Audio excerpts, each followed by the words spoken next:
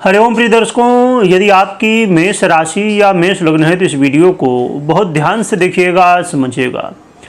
इस वीडियो में हम समझने वाले हैं कि अब ये जो असमंजस की स्थिति बनने जा रही है, क्योंकि अब देखा जाए तो ये जो परिवर्तन होने जा रहा है थोड़ा सा विचित्र है। शुक्र का परिवर्तन होने जा रहा है। शुक्र का ये परिवर्तन विचित्र क्यों है, इसे हम समझेंगे। क्या प्रभाव मिलेगा, क्या उपाय करने होंगे, सभी कुछ जानेंगे, तो वीडियो को बहुत ध्यान से देखिएगा। 14 सितंबर 2025 को शुक्र अब अपना राशि परिवर्तन करने जा रहे हैं। अब ये कर्क को छोड़ के सिंह राशि में गोचर करना शुरू करेंगे। सिंह राशि में गोचर करना अच्छा नहीं है, क्योंकि ये सूर्य की राशि है जो कि इनके शत्रु हैं, और इनका जो गोचर काल है ये केतु के साथ होने वाला है, जो कि लंपट योग का निर्माण हो जाएगा शुक्र और केतु की युति से। इसके अलावा राहु की भी दृष्टि रहने वाली है, तो राहु की दृष्टि का भी प्रभाव यहाँ देखने को मिलेगा। और यदि देखा जाए तो इनका ये गोचर काल 14 सितंबर से लेकर 9 अक्टूबर तक चलेगा। 9 अक्टूबर को ये पुनः परिवर्तन करके कन्या राशि में प्रवेश कर जाएंगे। परंतु ये शुक्र का गोचर काल,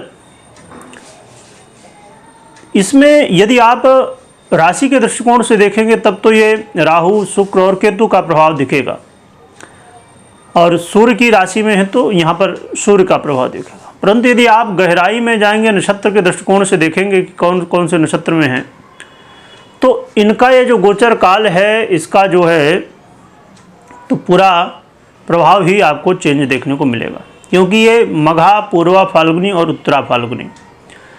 मघा यानी कि जो कि केतु का ही नक्षत्र है, तो अभी 25 सितंबर तक ये केतु के ही नक्षत्र में गोचर करेंगे, जिसकी वजह से केतु का प्रभाव काफ़ी ज़्यादा देखने को मिलेगा, क्योंकि युति भी है और केतु के नक्षत्र में भी गोचर करेंगे। परंतु 25 सितंबर से फिर ये पूर्वा फाल्गुनी यानी कि शुक्र के नक्षत्र, शुक्र यानी स्वयं के नक्षत्र में आ जाएंगे। शुक्र का स्वयं के नक्षत्र में आ जाना अच्छी बात है, शुक्र को बल मिलेगा। इसके अलावा यहाँ पर यदि हम सूर्य के प्रभाव को देखें तो मूलतः पूर्ण रूप से प्रभाव सूर्य का नहीं है, क्योंकि 4 चरण इन दोनों नक्षत्रों के हैं, और आखिरी एक चरण यानी कि 6 अक्टूबर को फिर ये पूर्वा फाल्गुनी से उत्तरा फाल्गुनी में जाएंगे, और 9 तक, फिर 9 के बाद कन्या में चले जाएंगे, जो कि रहेंगे उत्तरा फाल्गुनी में ही, परंतु कन्या राशि में फिर गोचर करेंगे। तो मुख्य रूप से यदि आप राशि के हिसाब से देखेंगे तो दिखेगा कि सूर्य का प्रभाव है, परंतु नक्षत्र के अनुसार जब जाएंगे तो केतु और शुक्र का ही प्रभाव यहाँ देखने को मिल रहा है।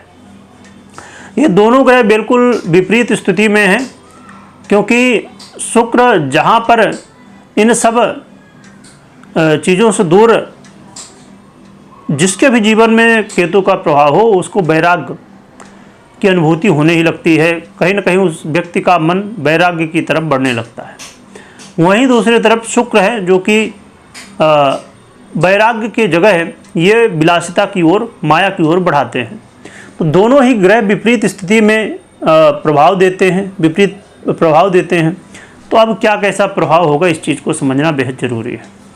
और राहु जैसा ग्रह जिसका कलयुग जैसे युग में बहुत ज़्यादा प्रभाव होता है, और राहु की दृष्टि से और शुक्र की दृष्टि राहु पर, जिसकी वजह से भ्रम की स्थिति भी थोड़ी पैदा हो जाती है। क्या कैसे प्रभाव मिलेंगे, आइए समझते हैं। देखा जाए तो शुक्र जो कि आपके धनेश और सप्तमेश हैं, बड़े ही महत्वपूर्ण रोल निभाते हैं, और वर्तमान में इनका गोचर काल आपके पंचम भाव में चल रहा है। शुक्र का ये गोचर काल आपके व्यापार को वृद्धि कराने वाला, व्यापार में धन लाभ कराने वाला होगा। व्यापार में नई नई योजनाओं को आप जोड़ेंगे, नई नई चीज़ों को ट्राई करने की कोशिश करेंगे। परंतु ज़्यादा बेहतर ये है कि जो जैसा चल रहा उसको चलने दीजिए।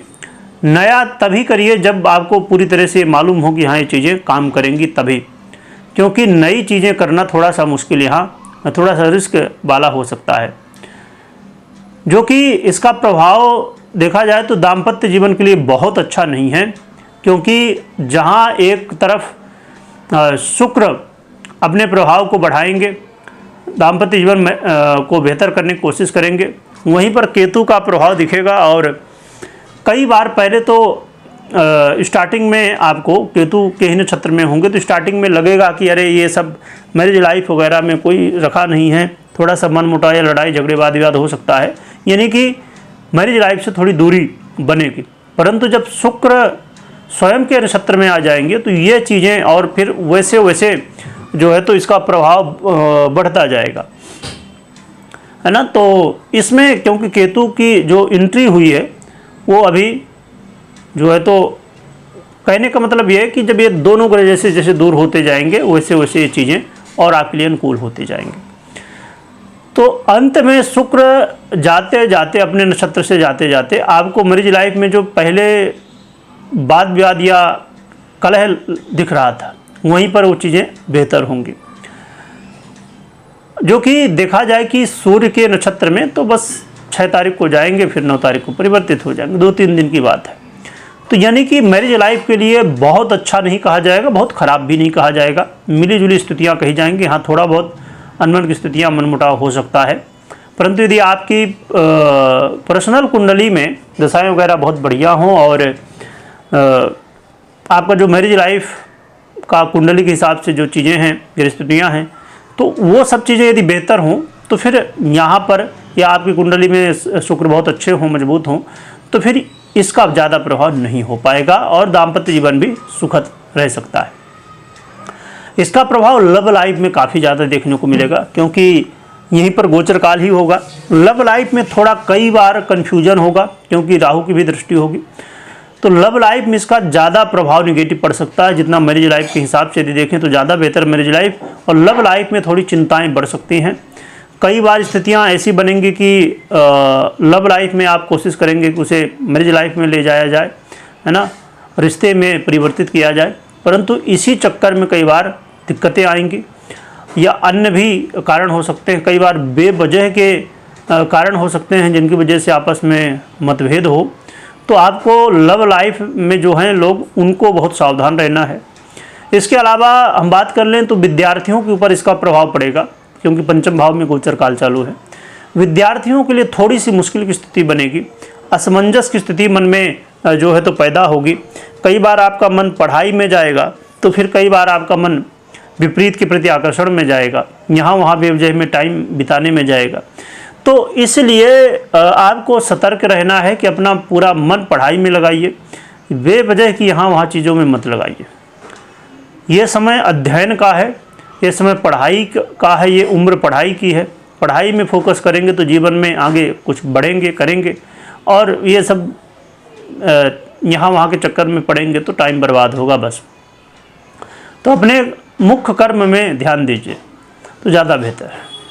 इसके अलावा एक अच्छी बात यह है कि शुक्र का गोचर काल कहीं न कहीं आपको धन लाभ कराएगा, है ना। धन लाभ यदि पैसे के लिए, यदि खासकर आप यदि शुक्र से संबंधित ब्यूटी इंडस्ट्री हो गई, फिल्म इंडस्ट्री हो गई, और भी ऐसे बहुत सारे क्षेत्र हैं, संगीत के क्षेत्र हों या बहुत सारे, तो इनमें यदि शुक्र से संबंधित व्यापार है वहाँ ज़्यादा संभावनाएं होंगी कि आपको धन लाभ हो। खासकर जब अब ये अपने नक्षत्र में गोचर करेंगे वो समय ज़्यादा बेहतर होगा आपको अच्छे रिजल्ट मिलने के लिए।